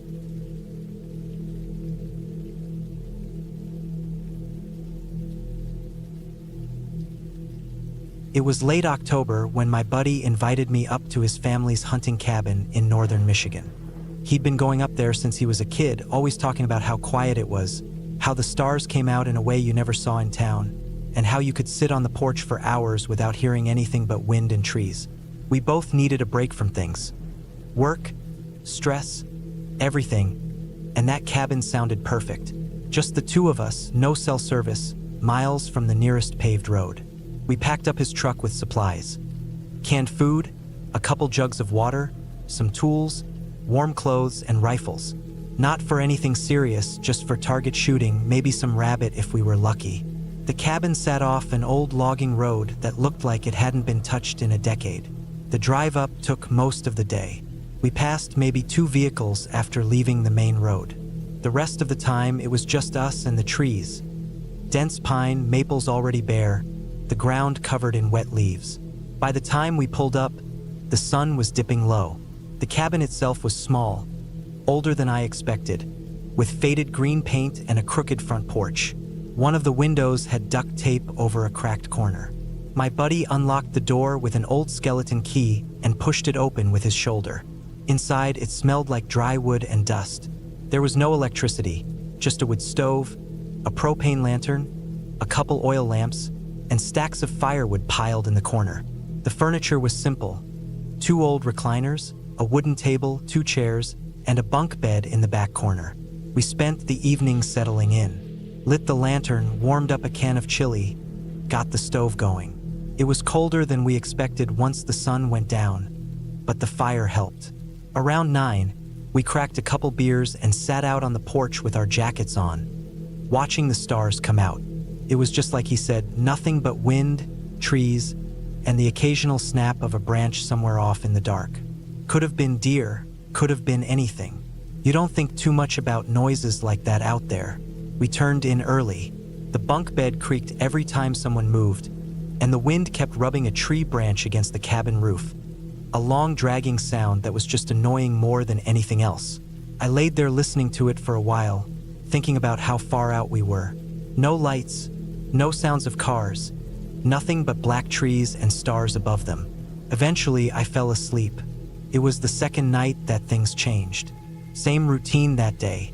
We spent the morning hiking around, following a few old trails that led to a rusted-out deer blind and a dried-up creek. We saw prints in the mud, probably coyote, maybe raccoon. It started raining lightly around noon, so we headed back, played a few card games, made a fire, and ate canned stew. We didn't say much, just sat and let the silence do most of the talking. There's a certain kind of peace that comes with being that far from people. We turned in around midnight. The rain had stopped, but clouds still covered the moon. It was darker than usual, and the wind had picked up. That same tree branch scratched the roof every few seconds. My buddy was out cold on the top bunk within minutes. I laid there, half awake, listening to the wind and the creaking of the cabin. Sometime around 2 a.m., I rolled over to face the window. The lantern was off, but the moon had broken through the clouds just enough to light up the trees outside. That's when I saw her. She was maybe 50 feet out, walking slowly through the trees. Thin, white dress, long, dark hair, pale skin. She moved like she was floating, but her feet definitely touched the ground. I froze. Not out of fear at first, more confusion. There was no way anyone should have been out there. We were 20 miles from town, and the nearest house had to be at least 10 miles in the opposite direction. No trail near us, no campground, nothing but woods. She wasn't looking at me, just moving between the trees like she was following something. Her arms hung by her sides, and her hair swayed slightly as she walked. It didn't make sense. There was no sound, no twigs snapping, no leaves crunching. Just her moving slowly, like she'd done it 1,000 times before. I stared without blinking for what felt like minutes. I didn't want to move. I didn't even want to breathe. Eventually, I reached up and tapped the metal frame of the top bunk. It made a slight ping sound, and my buddy stirred. I whispered his name, low and tense. After a second, he sat up, grumbling, asking what was going on. I didn't answer. I just pointed toward the window. He leaned over, looked where I pointed, and waited. She was gone. I sat up, eyes wide, scanning the tree line. Nothing. Not a flicker of white, not a sound. Just wind in the branches. Then we heard it. A laugh. Not loud, not shrill. Just a quiet laugh. A woman's voice, off to the left, echoing faintly through the trees. It didn't sound close, but it didn't sound far either. Like it could have been anywhere out there. We didn't move. My buddy looked at me, and I looked at him, and we both knew we weren't sleeping again that night. We sat up, keeping the oil lamp low, not saying anything. Every now and then, one of us would glance out the window, but she never came back. We didn't hear anything else either. Just that one laugh and then silence. When the sun finally came up, we packed our stuff. Didn't even make coffee. Just threw everything in the truck, locked up the cabin, and drove. We didn't talk much on the way back to town. Every so often, my buddy would glance in the rearview mirror like he expected something to be following us. We told ourselves it was just a squatter, maybe someone living off-grid, maybe a lost hiker, maybe even some crazy prank. But none of it added up. Nobody walks through the woods at 2 a.m. in a white dress 20 miles from town. Nobody laughs like that in the dark and then disappears without a sound. There were no fresh tracks the next morning, no footprints, nothing. Just damp leaves and trees that looked the same as they always did. We never went back.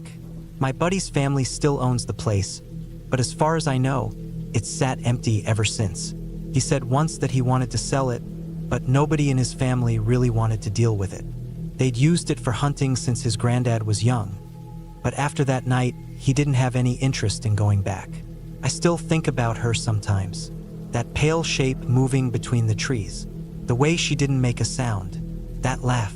I don't tell the story much, not because I'm afraid people won't believe me, but because I'm not sure what I believe myself. I've seen plenty of weird things in the woods, animals moving strangely, shadows that play tricks on your eyes, sounds that don't belong. But this was different. This wasn't some ghost story or campfire tale. It was real. I was awake. I was clear-headed. And I saw her. She was out there. And whatever reason she had for being there, it wasn't good. We weren't supposed to see her. And when we did, she let us know. Just enough to make us leave. And we did. We left that morning, and we've never been back.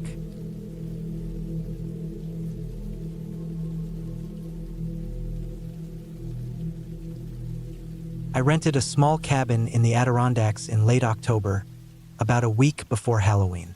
The idea came to me after a rough few months. Job stress, a breakup, a general sense that my life was off track. I thought a week alone in the woods, away from everything, would clear my head. I found the place through a small rental site. No reviews, just a few photos. A single-room cabin with a wood stove, a bed, a small table, and a kitchenette. No Wi-Fi, no TV, and more importantly to me, no cell service. Just trees and wind. That's what the listing said. It seemed perfect. I arrived in the late afternoon. The road to the cabin was gravel, about 6 miles off the main highway, and my car didn't love it. The trees were packed tight on both sides, dark even though it was only 4 p.m. The air had that sharpness to it, the kind you only get in late fall, where everything feels thin and brittle. I saw a few old signs along the road, faded, cracked with age, some private property notices, and one about fire risk. But no houses, no other cabins. It felt like the kind of place people forgot about. The cabin was smaller than it looked in the pictures, but clean. Smelled like pine and old smoke. The front door stuck a little, and there was a draft near the floor, but otherwise it was fine. There was a split woodpile off to the side, probably a year's worth of logs stacked up neatly under a tarp. The bed was firm. The little wood stove worked. I brought canned soup, some freeze-dried meals, coffee, whiskey, and a stack of books. I had a flashlight, a battery radio, and my old camp lantern. I wasn't worried about anything. I'd done solo camping before, and compared to that, this was luxury. The first night, the wind picked up around midnight. The cabin creaked a little, but it was solid. The trees swayed and made that soft hush sound, like a tide pulling away. I lay in bed listening to it for a while. No cars, no planes, no people. Just the wind. I slept better than I had in months. The next day was uneventful. I chopped some wood just to keep busy, walked the trail behind the cabin for a bit, maybe 2 miles in before turning back. No signs of anyone, just deer tracks, a few squirrel nests, and the sound of distant birds. I made coffee that afternoon and sat on the front steps for a while, bundled in my jacket.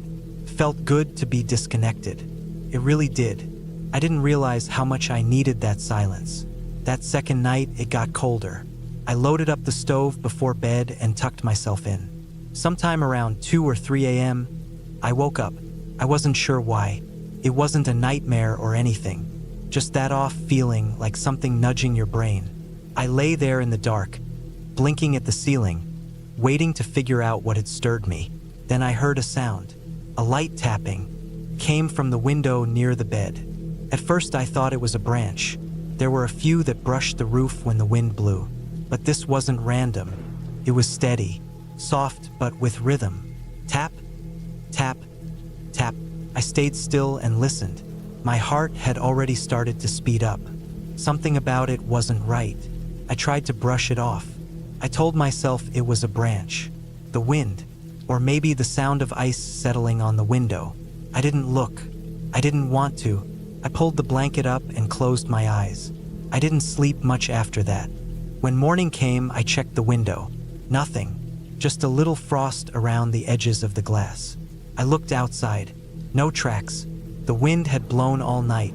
If anything had been out there, the leaves and pine needles would have covered it. I still told myself it was a branch. That day, I didn't go for a walk. I stayed close to the cabin, gathering kindling and checking the firewood. Every so often I'd glance at the tree line. There was a strange silence in the forest. Not complete, but heavy, like the birds were keeping quiet. It felt like being watched, but every time I turned around, there was nothing but trees. Still, I kept busy. I read. I cooked some soup. I didn't drink that night. The third night, I stayed up late, kept the lantern on. I didn't want to go to bed, and when I finally did, I kept my flashlight beside me. The wind wasn't strong that night, just a low breeze. The tapping started again just after 1 a.m. Same window, same rhythm. Tap, tap, tap. This time I looked. I rolled slowly and aimed the flashlight toward the glass. Nothing on the other side, just darkness. But I saw something else. 5 marks on the window, faint but clear against the frost. Smudged lines, fingers, 5 human fingers. I sat up in bed, heart pounding, flashlight still on the prints. They were at the bottom of the window. Low. Someone had to crouch or be very short to make them there. I stayed frozen like that for maybe 5 minutes. Then I got up, walked to the door, and opened it. The cold air hit me hard. My breath came out in big clouds. I walked out a few feet, sweeping the flashlight left and right. Nothing. No one. Just trees. I checked around the cabin. No prints. Nothing disturbed. But again, the leaves would cover anything quickly. I stayed awake the rest of that night. In the morning, I checked again. The frost was gone from the window, and so were the prints. I kept telling myself maybe they were my own from earlier, but I hadn't touched that glass. Not since I arrived. I was tired. My nerves were raw. I thought about leaving. I packed my stuff into the car and sat behind the wheel for a good 5 minutes. I wanted to drive back to the highway, find a motel, call someone. But something about leaving felt worse, like giving in to panic. I wasn't ready to admit I was scared. I told myself it was just some weirdo, maybe a hunter or a local messing around, so I stayed. But that day I walked out to the trail again, farther this time. I thought maybe I'd see someone, maybe get a signal. I didn't, but I did find something. About 1.5 miles in, I came across a crude fire pit. Rocks arranged in a circle, old ash in the center. Next to it was an old metal pot, rusted, and what looked like a piece of tarp rolled up tight. No tent, no pack. It wasn't fresh, but it wasn't ancient either. Someone had camped here. I left it alone and walked back quickly, keeping my head on a swivel. That night, I locked the cabin door. Not that it would stop much, but it made me feel better. I loaded the stove heavy and sat in the chair with my flashlight and hatchet beside me. I didn't sleep, just listened. No tapping that night, no sound at all. The silence was worse. The next morning, I found prints. Actual prints. Not shoe prints, bare feet. They circled the cabin. Some stepped lightly in the ash and dirt near the woodpile. The toes were clear, narrow feet. Not child-sized, but not large either. I counted at least 10 prints, maybe more. The forest floor made it hard to follow them far. They went off toward the trees and disappeared into the fallen leaves. I wanted to leave then. I did, but something kept me. Call it stubbornness, call it stupidity. I didn't want to believe it was real. I kept thinking maybe it was a prank. Maybe I was overreacting. I'd be gone in a couple days. Maybe it would stop. But it didn't. On the 5th night, I boarded up the windows. Just 1 or 2 panels I found behind the cabin. Old plywood, leftover from something. I nailed one across the inside of the bedroom window and used a chair to block the door. I didn't expect it to stop anyone, but I felt better doing something. That night, I heard something walk around the cabin. Slow steps, crunching leaves, then nothing, then a thump. On the wall, then another, higher, like someone testing it, then silence. I didn't move all night. I left the next morning. I didn't pack up properly. I just grabbed my bag, threw the rest in the trunk, and drove. I didn't even check the cabin one last time. Just drove until I got back to a gas station with a payphone. Called my brother. Told him I was coming back early. I didn't tell him why. A few days later, after I'd had a proper night's sleep, I looked up the property again. Tried to find the listing. It was gone. I checked the site's contact page, sent a message. No response. The rental had no name, no town listed, just a zip code. I checked Google Earth, tried to find the road. Couldn't. It didn't show up on the map. Maybe it was a private road, maybe it was just too small. But it was like it had vanished. I thought about reporting it. But reporting what? No crime, no damage. Just prints, smudges, sounds. I still don't know who was out there, or why. But I do know this, whoever it was, they were watching the cabin at night. They didn't try to break in. They didn't leave a note. They didn't take anything. They just wanted me to know they were there. And that's what still gets me. They wanted me to know.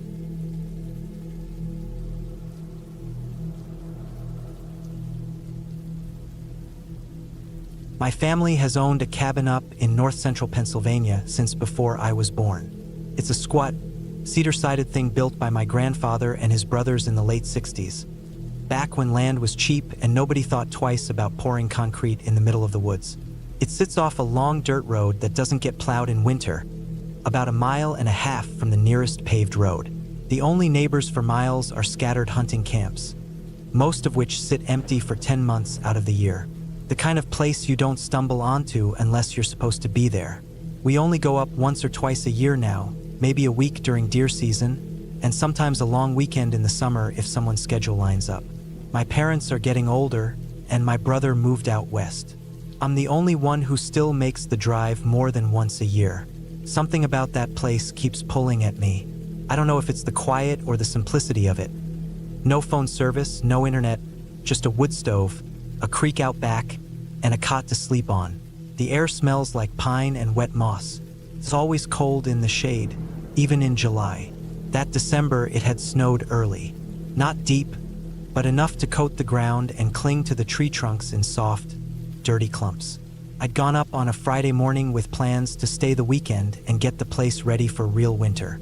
The roof needed checking, the pipes had to be drained, and I wanted to split and stack the last of the firewood. I'd left work a few days early, looking forward to the silence. When I got there, the cabin was just as I'd left it in October. A little more snow on the roof, a couple deer tracks through the yard, and a faint, musty coldness inside that always took a while to shake off. The woodpile was about half what it should have been, so I made a mental note to start splitting right away. The sun sets early in December, especially up there in the mountains where it dips behind the trees before 4. I brought in my gear, shook the snow off my boots, and lit the propane heater we keep for emergencies. I usually prefer the wood stove, but it takes a while to get going, and I wanted the cabin warm fast. The place is just one big room, plus a narrow bathroom with a compost toilet. One twin cot, a shelf of canned food, and a few oil lamps. It's not much, but it's always felt safe. I ate lunch, just a peanut butter sandwich and some jerky, and then went back outside to start splitting. The axe was where I always leave it, wedged into the stump next to the woodpile. The air had that heavy stillness that always settles after a snow. I could hear the occasional creak of the trees shifting in the cold, and every now and then, a distant crow. I got into a rhythm pretty quick. Split, stack, split, stack. The sweat built up under my jacket, but I didn't want to stop. Felt good to work. After a while, I started to hum without realizing it. I wasn't thinking about anything in particular, just letting the cold air and muscle movement take over. I don't know what made me stop, but at one point I leaned back to stretch and something caught my eye. The woodpile looked wrong. Bigger. Not dramatically, but definitely taller than it had been. I frowned and stepped back a few feet. I'd only been working for maybe 2 hours. I couldn't have added that much. But there it was, an extra row of logs stacked neat, bark facing out just the way I did it. I stared at it for a long time. Then I looked down at the stump. My axe was there. Same spot. Nothing out of place. I shook my head and figured maybe I just misjudged. It was cold. I was tired. Maybe the stack looked bigger in the low light. The sun was already getting close to the ridge. I told myself I'd finish that row and call it a day. I reached for the axe. It wasn't there. I blinked, looked again. Just a bare stump. No axe. I turned in a slow circle, scanning the ground. Sometimes I lay it down without thinking. Maybe it slid off. But the snow was undisturbed around the stump. No marks, no tracks, just hard frozen prints from my boots and a few deer trails off toward the creek.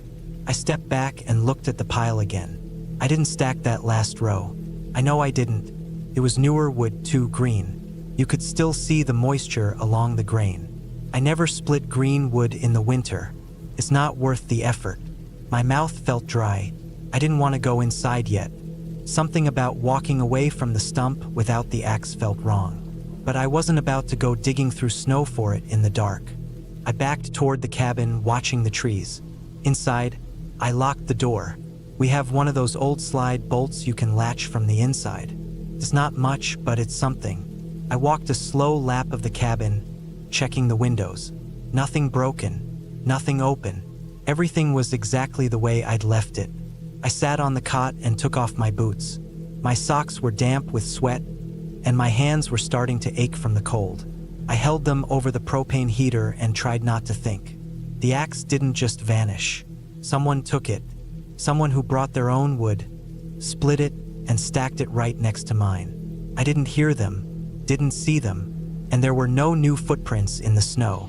The cabin has 2 small windows and 1 main door. No attic, no basement. You can walk the perimeter in about 15 seconds. I considered going back out to check for tracks again, but the thought made my stomach turn. Instead, I stayed inside, ate a cold can of soup, read a few pages from an old paperback someone left behind years ago. But I kept looking up, listening. That night, the wind picked up. I could hear it rushing through the trees like a wave. Every so often something would creak or thump on the roof, and I'd sit up fast, heart pounding, only to realize it was just snow or a branch. I didn't sleep much. I left the lantern burning low on the shelf and kept the hatchet by my cot. It wasn't much, but better than nothing. Around 2 in the morning, I thought I heard footsteps outside. Slow, crunching ones. Just a few. I held my breath and waited, but they didn't come closer. Then nothing. Just the wind again. The next morning, everything looked normal. The woodpile was the same size as the night before. Still had that new row of green logs. Still neat. Still damp. But the axe was back. It was wedged into the stump just like it had been before. Same angle. Same dark-stained handle. I walked up slowly, like it might disappear again if I got too close. I looked around, scanning the ground. Still no new tracks. Just mine from the day before, already crusted over and half filled by snow. I didn't touch the axe. Not yet. I walked the perimeter of the cabin, then checked the trail back to the car. Nothing. No tire marks, no footprints, no sign of anyone. I went back inside, made coffee on the old camp stove, and stood by the window watching the tree lean. Something was wrong, but I didn't know what to do about it. No cell signal, no landline. The nearest gas station was over 20 miles away, and I'd already put snow chains on just to get in. I could pack up and leave, but it felt like giving in, like surrendering the one place that had always felt solid, safe. So I stayed. I told myself it was probably just some hunter passing through. Maybe they saw the woodpile low and decided to help. Maybe they'd taken the axe as a joke or to sharpen it. Maybe they didn't mean anything by it. But that didn't explain the lack of tracks, or how they got that close without making a sound. That afternoon, I split more wood, slowly, watching the trees between each swing. Every little movement caught my eye. A bird flitting, a squirrel bolt up a trunk. The axe felt heavier than usual in my hands, like it didn't want to be used. I finished early and went back inside before dusk. That night, I didn't hear anything. No footsteps, no wind, just the deep, unsettling quiet of a frozen forest. But in the morning, there was something new. A single log, not stacked, just sitting in front of the door, split clean down the middle, green like the others, still wet. I opened the door slowly. No prints, nothing around it. I stared at it for a long time before finally picking it up. It was cold, smooth, too fresh to burn, but perfectly cut. Someone had left it for me, or at me. I didn't go back inside. I packed up, fast, threw my gear in the truck, scraped the windows, and got the hell out. I didn't even take the axe. I left it there, sunk deep in the stump. I didn't want it anymore. The road out was worse than I remembered. Ruts frozen solid, trees leaning in close. Every bend felt like it would open into something I didn't want to see, but I kept going. I didn't stop until I was halfway to Williamsport. My hands ached from gripping the wheel. I didn't tell anyone for a long time. Not my dad, not my brother. I didn't want to sound crazy, but I haven't gone back. That was 4 years ago. Every now and then, I think about that axe. About the way it disappeared and came back like nothing happened. About the extra wood. The single log on the porch. It was no ghost, no spirit, just someone or something real, flesh and blood. A person who knew those woods better than I ever could. Who could move without sound. Who could watch without being seen. They were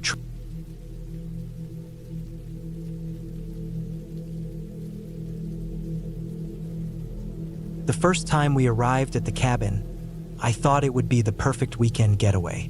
It was remote, tucked away deep in the woods, surrounded by towering pines.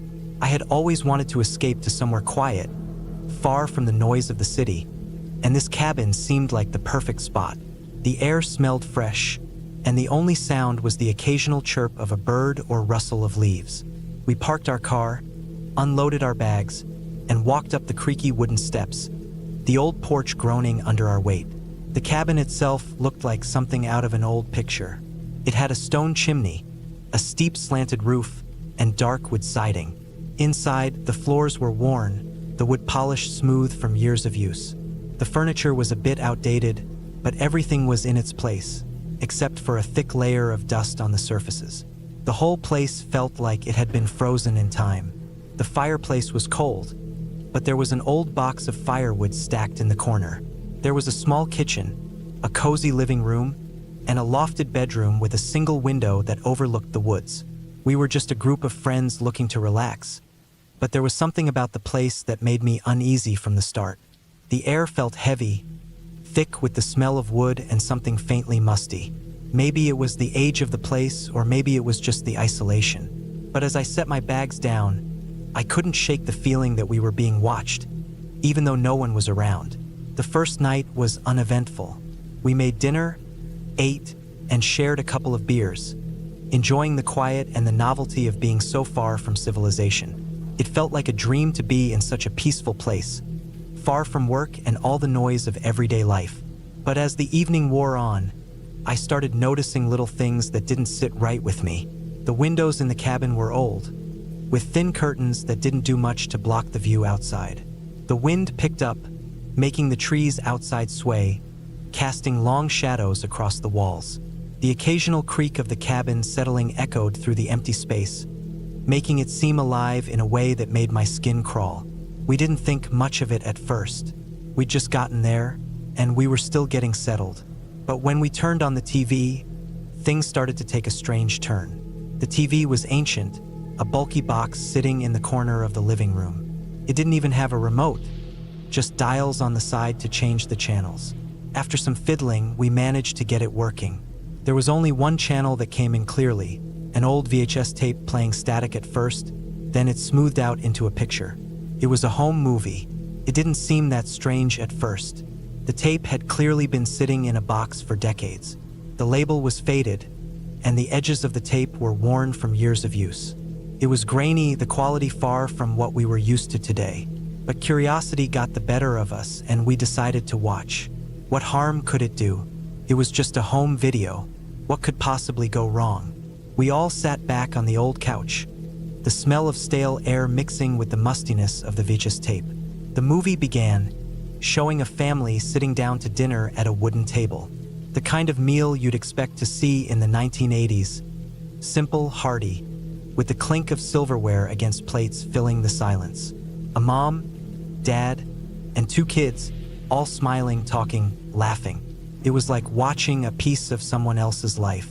There was a warmth to it, a sort of nostalgia, like looking at old family photos. But then the camera zoomed in on each person's face, and that's when things started to feel off. The camera lingered on the mother for a moment too long, capturing her soft smile as she looked at the camera. Then it moved to the father, a serious expression on his face as he looked down at his food, barely acknowledging the camera. Next, the kids, two young boys laughing and poking each other. And then the camera zoomed in on the window behind them. It was subtle at first, like the person filming didn't realize it was happening. But the more I looked, the more I realized something was wrong. The figure stood outside, just beyond the window. First, it was hard to make out. The window was fogged up slightly, and the light from the kitchen cast strange shadows. But the longer the camera held on the shot, the clearer it became. There was a man outside, his face pressed against the glass, watching the family. He didn't move. He just stood there, his eyes wide, staring at them. There was something unsettling about his stillness. His face was pale, almost sickly looking, and his eyes were wide open, unblinking. The camera lingered on him, as though the person filming didn't notice what was happening. The family continued eating, oblivious to the man outside. The man didn't blink, didn't move. It was as though he was frozen in time, his gaze fixed on the family. I felt a cold shiver run down my spine. Couldn't look away. The man didn't look like he was lost or confused. He looked like he had been waiting there for a long time, watching them with no intention of leaving. And then, as suddenly as it had appeared, the camera shifted away. It didn't acknowledge the figure outside, and the film continued with the family eating and talking as though nothing was wrong. We all sat in silence as the video continued, but I couldn't focus on anything else. My mind kept going back to that face at the window. What did it mean? Why was he there? It wasn't just some random figure, it was deliberate, calculated. Whoever he was there for a reason. When the video finally ended, there was an eerie silence in the room. We all looked at each other, unsure of what to say.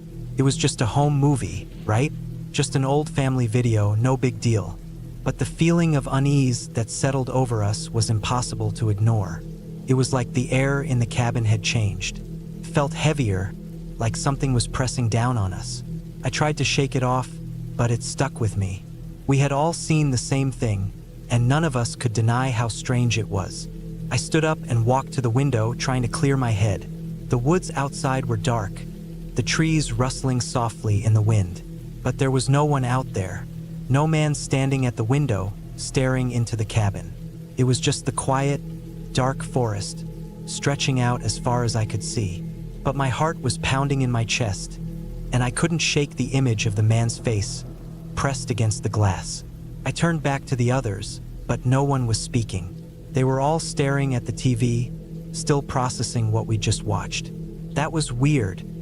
One of them finally said, breaking the silence, but his voice sounded distant, like he wasn't fully present, like his mind was still on the video. We decided to go to bed early that night, hoping sleep would help us forget the odd feeling that had taken over the cabin. But as I lay there in bed, staring at the wooden beams above me, I couldn't shake the feeling that we weren't alone. Every creak of the floorboards, every gust of wind against the cabin walls seemed like a warning, like something was out there, watching us. The next morning, we tried to act normal. We ate breakfast, made coffee, and spent the day hiking through the woods, hoping that getting some fresh air would clear our heads. But I couldn't shake the feeling that something wasn't right. The more we explored the area, the more the unease settled into my bones. Every rustle of leaves, every snap of a twig underfoot made me jump, made me look over my shoulder. It felt like we were being followed, like there was something in the woods just beyond our sight, lurking in the shadows. When we returned to the cabin that evening, it was already getting dark. The sun was setting behind the trees, casting long shadows across the yard. I felt the weight of the day pressing on me, but I knew we couldn't ignore what we'd seen. We needed to figure out who the man in the video was and why he was standing outside that window. We went to the old box of tapes again, digging through the dusty collection to find another one. This time it was different. This one was labeled Christmas 1985. The label was barely readable, but we popped it into the VHS player anyway. The video was clearer than the last one, showing a family gathered around a Christmas tree, smiling, laughing. But once again, as the camera panned across the room, it lingered on the window. And once again, a man's face appeared, pressed against the glass. This time, though, we could see him more clearly. He looked older, his hair longer, but the expression in his eyes was the same, intense, unblinking, almost predatory. I stood up from the couch, my heart racing. This time, I couldn't deny it. This wasn't just some random person. This was the same man, the same face. He had been watching that family for years, and now he was watching us. I rushed to the window, my breath coming in short gasps. And there, standing in the dark at the edge of the woods, was a figure, just standing there like he had been waiting for us, watching us. I turned to the others, my voice shaking. "We need to leave. Now." Without a word, we grabbed our things and ran out of the cabin. We didn't care about packing up or being careful. We just needed to get out, away from that place. We piled into the car, speeding away from the cabin. The image of that man's face burned into my mind. As we drove down the dark, winding road,